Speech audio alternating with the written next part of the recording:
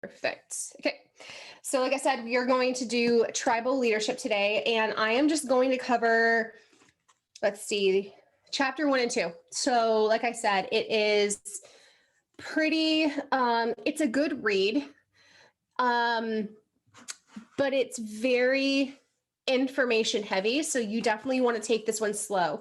I found that the 5 Dysfunctions of a Team read very easily because it read similar to a novel. Whereas this one is, like I said, is very information heavy. So take it slow, go chapter by chapter, taking notes. Like I said, I took like a lot of notes. I almost feel like I verbatim like wrote the book down in here. And maybe as the chapters go on, it'll be less so, but literally these are just like case studies. I actually believe it's following 1 or 2 case studies throughout the progression, or what we call longitudinal studies, which is like they study them over a long period of time. And then they compared and contrasted just the variables within each group and groups that made them either, succeed or fail or struggle or whatever. So it's not just theory or anything like that. It literally is just kind of watching human pack behavior. So we're going to dive right into the very first part. And it just talks about corporate tribes. And they're really not different than regular tribes. Okay, they're really not different from regular, when we call it tribe mentality. You have a tribe. Your family is a tribe. Your immediate group of people that you associate with as a tribe.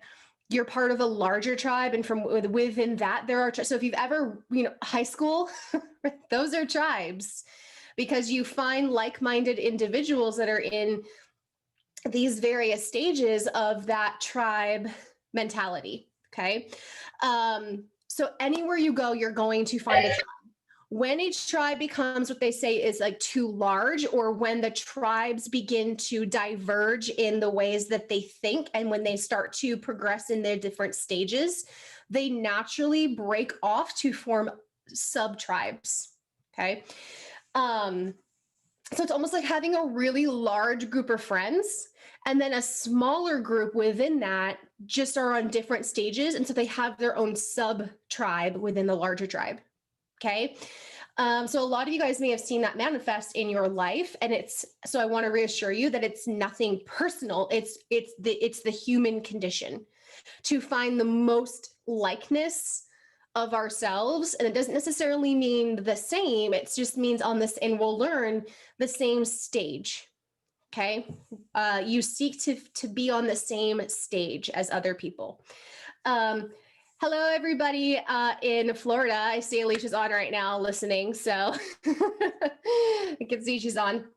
Okay, so we're going to talk about corporate tribes. So every organization has what they call a small town. And essentially, it operates like a small town. Everyone knows who does what. Everyone knows whose names. They know that everyone's business, right? So it operates very much like a small town mentality. They're like, this is again reiterating stuff I already went over. It's literally part of our genetic code to find a tribe. We are not isolated mammals. Like, we are not designated to be by ourselves. We are meant to find a pack. Okay. Tribes are usually between 20 to 150 people.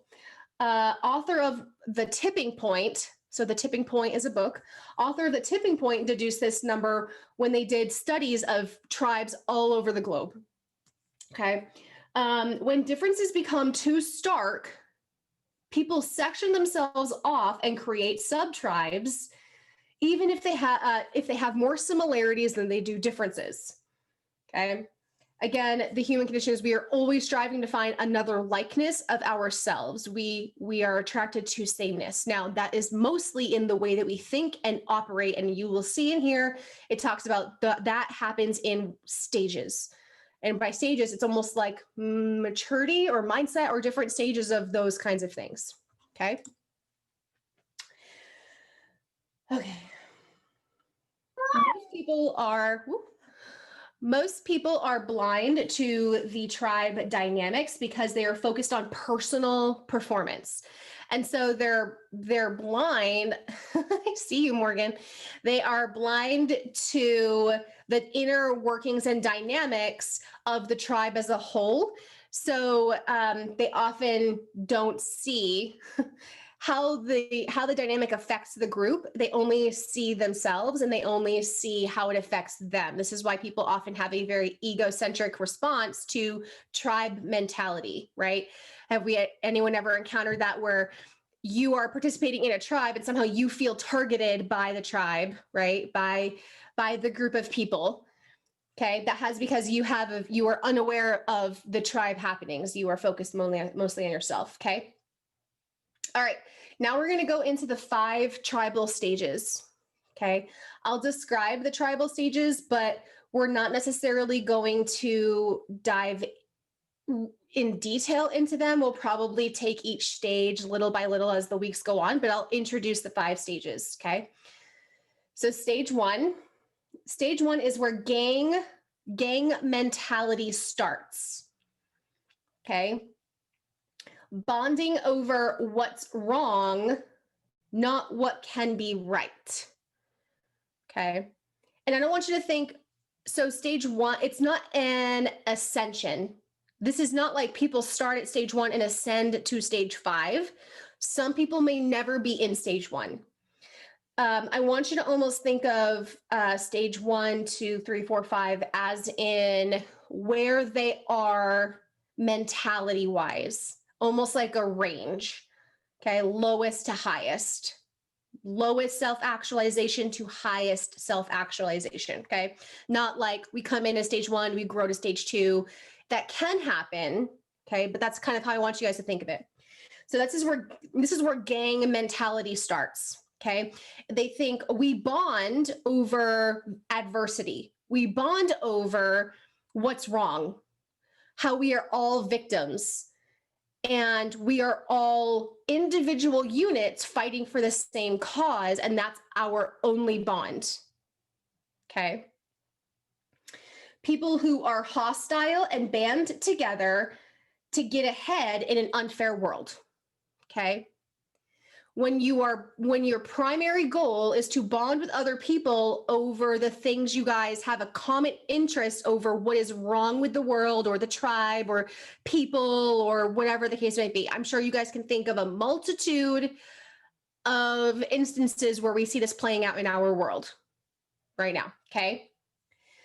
Most anthropologists say this is where mankind started, scratching at the surface for an existence, right? Thinking, how can we all just get ahead? And they're not thinking us as a collective group. They're thinking, how can I get ahead? And this person also wants to get ahead. And this person also wants to get ahead. But we're not trying to work together, utilizing our strengths so we can all get there. Okay. That's not where stage 1 thinking is. You're only part of the tribe because you all each individually want the same thing.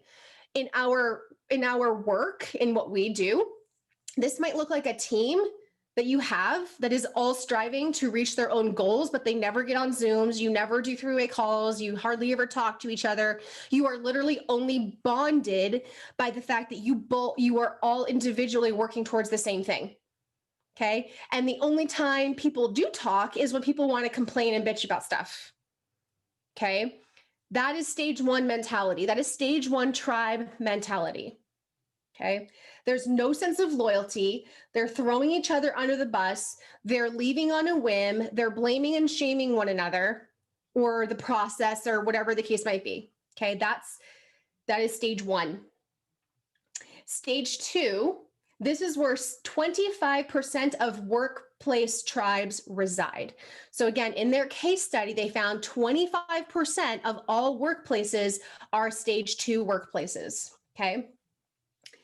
People in this stage are passively antagonistic, passive aggressive, right? They're mostly negative, viewing themselves as victims and outcasts of the tribe as a whole that they believe they are supposedly a part of. Okay. They, in theory, are a part of the tribe, but they feel cast out and victimized by the tribe. They often respond to new ideas passively, not passionately. They're like, yeah, if everyone else wants to do it, I guess. Sure. Right? They respond passively, not passionately.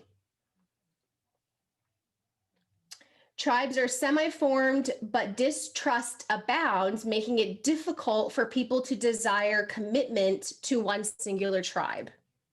So they all agree that in theory, the tribe or whatever the mentality the tribe is trying to get to is great, but there's so much distrust because again, they're thinking more of themselves than they are the collective, that it makes them less likely to not only distrust individuals, but distrust the tribe as a whole, the destination and the journey of the tribe as a whole.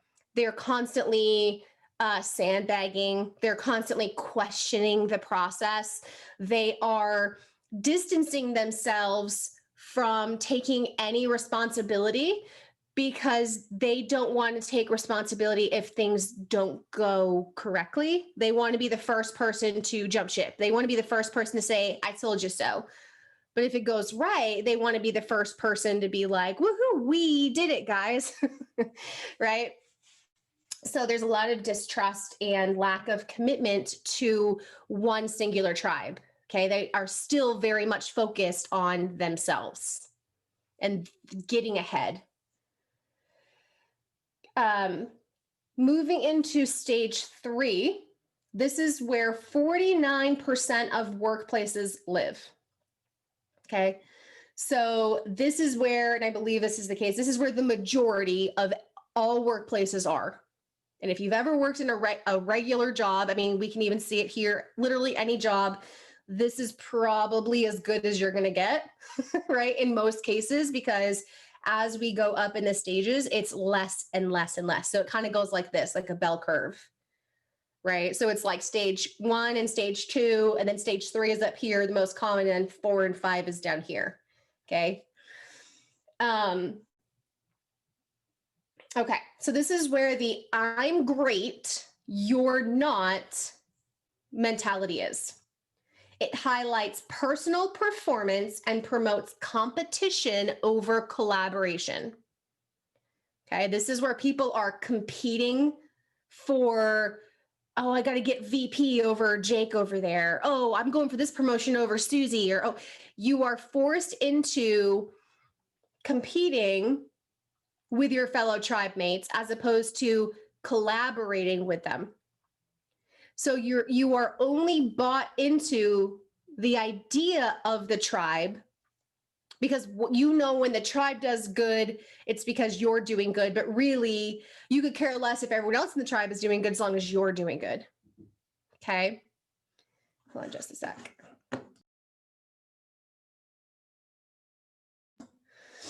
So it still is promoting the individual.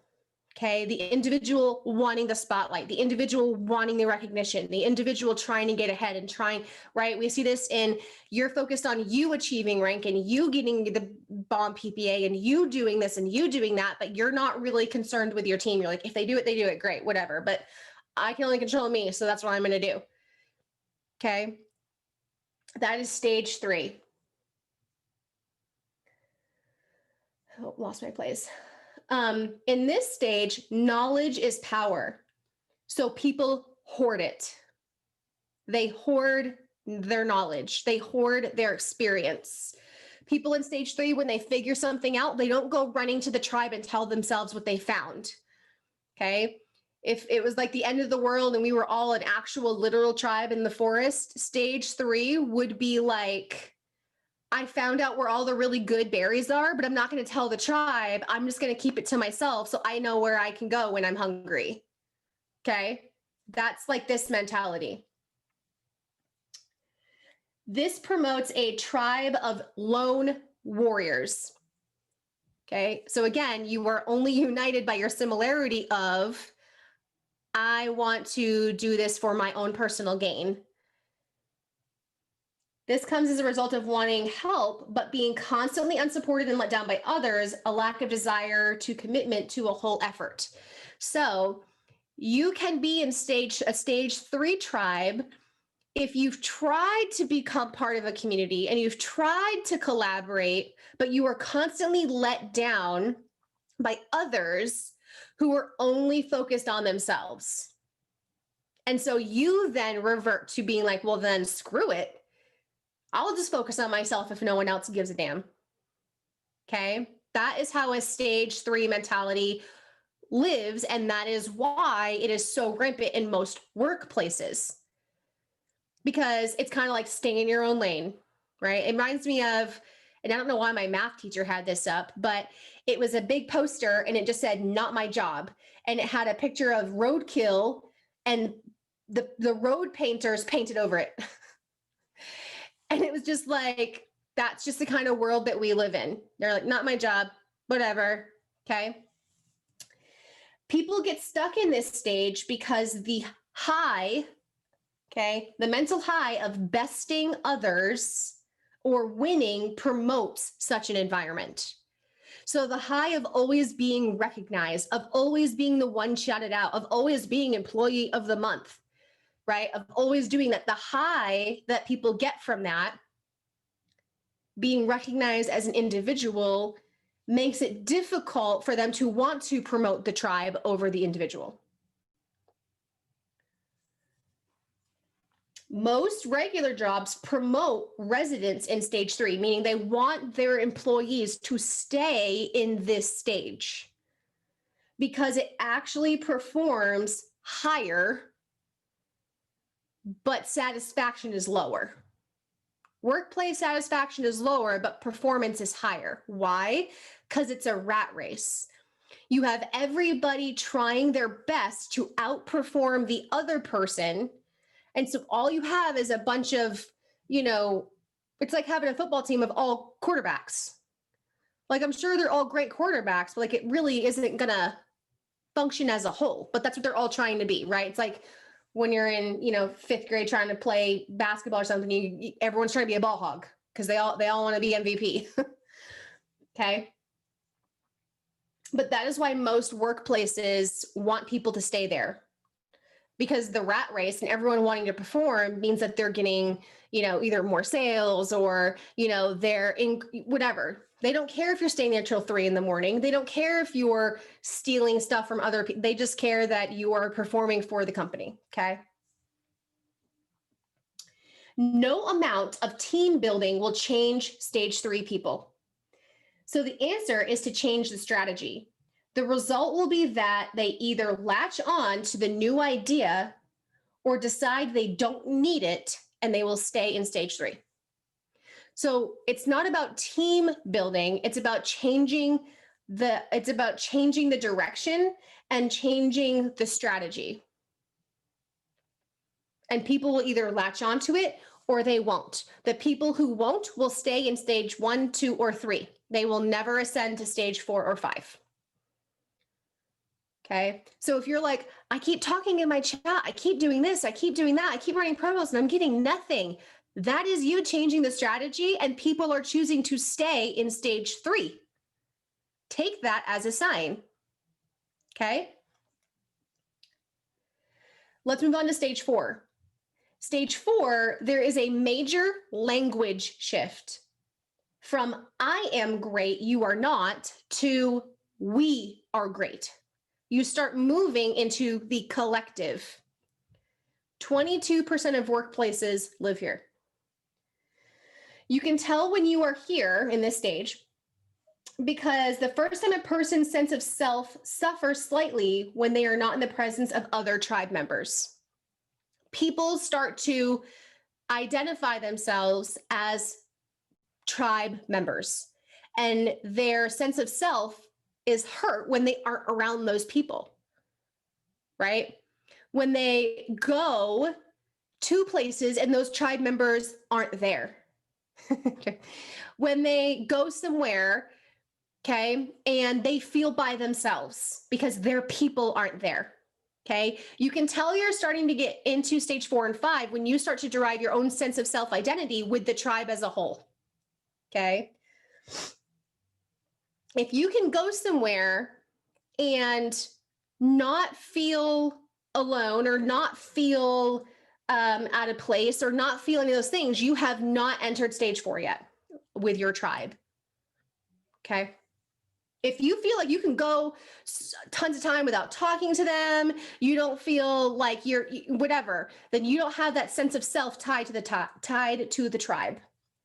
Okay. They have unified tribal pride. It is clear and evident. It can often transform into we are great, they are not. Okay. I want you to almost think like sports teams. When you are truly bought into your sports team, right? You were like stage 4 with that. You're like, this team is great, they suck, right? You can start to believe our tribe is really kind of the best. Like they're good, but they're not like on our level, right? Because you start to have a sense of pride in your tribe. Okay. It's not to say that you're like super arrogant and you truly do think that other people are not great, but you just can't help but see the greatness in the tribe as a whole. Okay.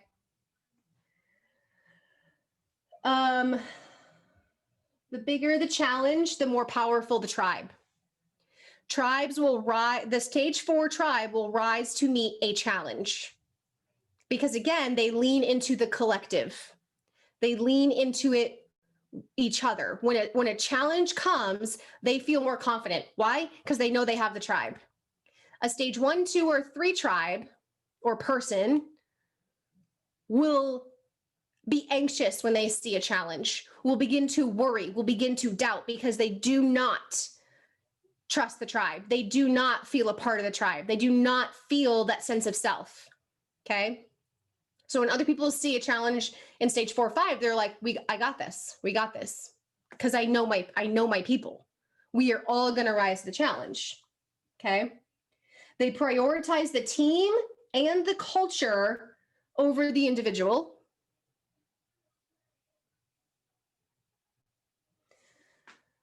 They commit to a shared core value and hold one another accountable to that. Now, here's the crucial part. Those that do not uphold those core values and lack accountability will naturally break off from the tribe and be rejected from a stage 4 tribe. Okay. Naturally, stage 1, 2, and 3 people will become rejected by a stage 4 tribe because they have all bought into a shared core values and hold one another accountable to that. So if you can't be held accountable, you're not part of it. If you don't share those values, you're not part of it. They don't compromise because, again, the integrity of the tribe as a whole outweighs the individual. So this is where sub-tribes begin to develop, right? Naturally, the way it works is a tribe can only get so big before some people don't buy into the core values. And then the people that don't buy into the core values are stage 3, 2, or 1 people. So they break off.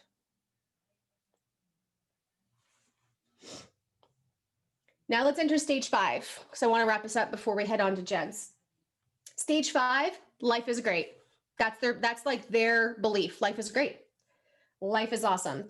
It revolves around infinite potential to make history, not to be a competitor.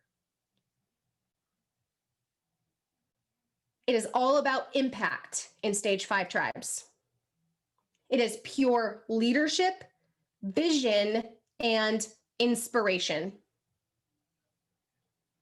Oftentimes, after large bursts of energy output, stage 5 teams revert back to stage 4 as a means of regrouping and attend to the infrastructure before returning to stage 5. So they output at stage 5, they regroup and ensure the integrity of the tribe in stage 4, and then they go back to stage 5 where they're just constantly killing it, putting it out, doing the thing, okay? And this mentality is you can take the person out of the tribe, but you can't take the tribe out of the person, okay? Because it is so deeply ingrained in who they are. At this point in the stage, it is so deeply ingrained in who they are. The performance of a tribe can be predicted by how many people speak the same language. Okay, this is outside of the stages. This is if you're trying to figure out what stage we are in or whatever. It says the performance of a tribe can be predicted by the language they use. Those most strongly belonging to a tribe will speak that tribe's language. You will have your own set of words and acronyms and things that you do and things that you can say without really saying it. You say a lot of we, not a lot of I.